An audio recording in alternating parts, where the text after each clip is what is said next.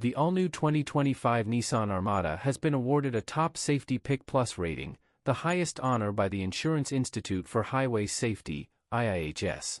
In the latest round of IIHS evaluations, the all-new Armada demonstrated strong safety performance across most testing categories.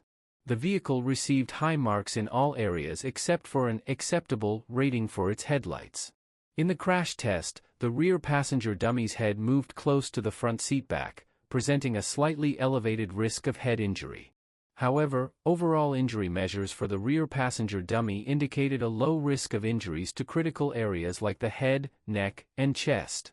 Throughout the crash, the rear passenger's shoulder belt maintained an ideal position across the chest, while the lap belt stayed properly positioned across the pelvis, both crucial factors in minimizing injury during an impact.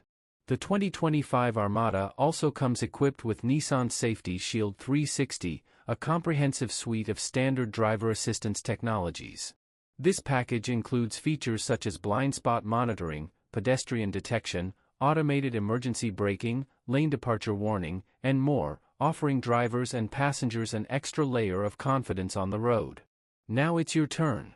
What do you think of the new Nissan Armada's safety test performance? Share your thoughts in the comments.